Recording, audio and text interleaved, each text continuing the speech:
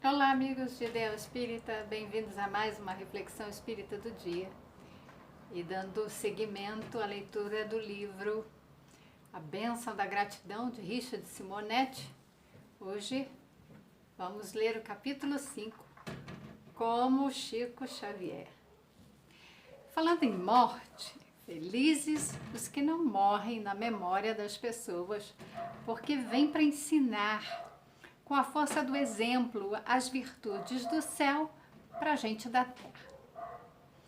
Um confrade comentava: você sabia que em Minas Gerais viveu um contemporâneo de Chico Xavier que se ombreava com ele? Espírita, católico, médium. Identificava-se na capacidade de amar o próximo, um verdadeiro cristão. Pouco familiarizado com o assunto, indaguei: é conhecido? Certamente, e venerado por centenas de pessoas que beneficiou com seu devotamento ao bem? Trata-se de Monsenhor José Silvério Horta, falecido em 1933 aos 74 anos. Realmente não conheço. O amigo sorriu. Sua memória está falhando, porquanto dentre suas virtudes foi sensível poeta, autor de versão do Pai Nosso, que já ouvi você declamar. A menção à oração dominical agitou os neurônios, trazendo-me a lembrança da belíssima poesia sob o título Oração, psicografada por Francisco Cândido Xavier, inserida no livro Parnaso de Além Túmulo, publicado pela Federação Espírita Brasileira. Nem mesmo sabia que o autor era sacerdote. Curioso, fiz algumas pesquisas que confirmaram a informação de meu amigo. Sobre ele, escreveu o historiador Cônego Raimundo Trindade. Monsenhor Horta foi o nome mais largamente conhecido na diocese por todo o estado de Minas Gerais. Proverbial e comovedor, o seu amor pelo pobre, sendo ele pobre, e dos mais pobres. Foi o mais humilde dos eclesiásticos do seu tempo, ao mesmo tempo em que foi, entre eles, o mais insigne no arcebispado. Somente dispunha de si e de seu tempo para se tornar útil aos outros. De tal sorte se impôs por suas heróicas virtudes que a sua bênção, deveras prodigiosa, era solicitada diariamente por levas e levas de romeiros que, para recebê-la, vinham dos pontos mais recuados do Brasil. A todos atendia com bondade, paciência e humildade sobre-humana. Nas biografias que consultei, alguns dados reveladores. Franzino, a sua constituição física revelava que a sua saúde não era das melhores. Mas a sua fortaleza interior mostrava o vigor de seu espírito sempre ativo e generoso na prática do bem. Vestia-se pobremente, com a singeleza que não dispensa o asseio. A sua pobreza voluntária não era confundida com a pobreza suportada. Sentia-se bem nos rigores dela, comovendo todos do seu tempo. A caridade foi a virtude que o sublimou. Em muitos lares, fez com que a paz e o amor voltassem a reinar. Promoveu a reconciliação de inimigos rancorosos. Consolou aflitos que viviam feridos na carne e na consciência. Enxugou lágrimas ardentes. Atendeu os enfermos que chegavam à sua casa procurando a cura dos males do corpo e da alma. Almas endurecidas e fechadas pelas decepções da vida, ele abriu para o amor a Deus, como o sol faz abrir a corola da flor que a noite fechou. Para todos, o que havia de mais reconfortante e tranquilizador era encontrar sua ternura, sua piedade, a sua compaixão. Todos sabiam que podiam contar com ele, pois tinha um bom lugar no seu coração. sobretudo os que padeciam de miséria, que é a falta do necessário. Possuía também uma erudição pouco comum, sendo profundo conhecedor do latim, do português e de outras línguas. Inúmeras foram as curas prodigiosas pela água que ele abençoava. Vários foram os possessos de desequilibrados que socorria, incluindo as entidades que se manifestavam pelos doentes. Quando faleceu em 1933, uma multidão acompanhou seu sepultamento, iniciando-se desde logo um processo por sua canonização. Então, vou fazer uma pausa na leitura para fazer alguns comentários. Olha que lindo! Richard Simonetti, em conversa com um amigo, não lembrava de uma pessoa de tamanha virtude ali pela região de Minas Gerais, contemporâneo Chico Xavier, então, que viveu na mesma época que Chico, e era católico, tá?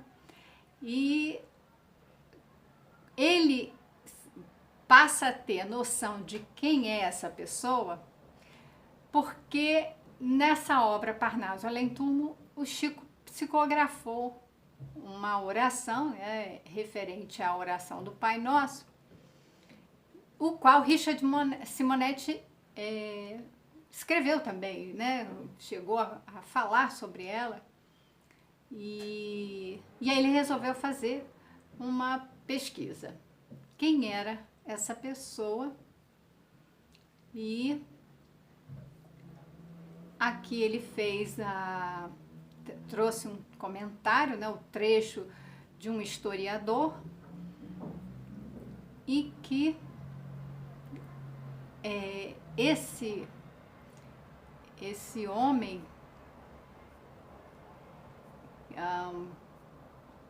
tá aqui o nome dele, Monsenhor José Silvério Horta. Ele era uma pessoa fisicamente franzina, uma saúde que não era das melhores. Olha só, uma chamada pra gente, que diz que por conta da saúde não é capaz de praticar o bem. E tá ele, franzino, com saúde debilitada, mas mostrando o vigor do espírito ativo, fazendo o trabalho no bem de forma incansável. Você quer ver a saúde, né? Você quer ter força, é simplesmente trabalhar no bem que a gente se energiza, se fortalece. Ele se vestia simplesmente, né, assim, de uma forma mais pobre, mas ele falava que sempre muito limpo, muito asseado, mas que a pobreza era um voto, né? Ela era voluntária, não era algo imposto, não era considerado uma prova a se suportar, né? Era algo que ele se sentia bem, não era um peso viver na pobreza, era para ele viver com o necessário, era o suficiente, né? Era o que ele precisava, porque na verdade a sua vida não era para ele acumular bens, era para ele praticar o bem. E com essa consciência, cada vez mais a gente se desapega. A gente realmente precisa de muito pouco para viver. É um alimento, uma roupa limpa, um abrigo que nos dê, né, amparo contra o calor e o frio, a chuva, então as alterações do clima, mas que a gente realmente precisa de oportunidade de fazer o bem, e sempre há oportunidade, sempre há o chamado para que a gente possa amar e construir algo de bom.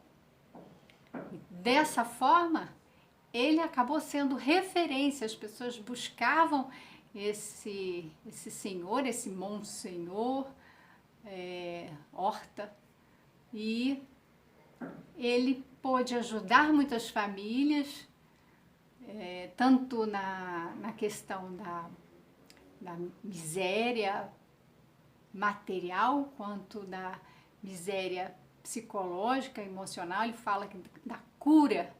Ele conseguia curar pessoas, tanto com problemas do corpo e da alma, secava as lágrimas. E olha que interessante, a gente acha que a mediunidade ela é algo do espírito, né, do espiritismo. Não é. Mediunidade é um fenômeno natural, ele está em todas as pessoas.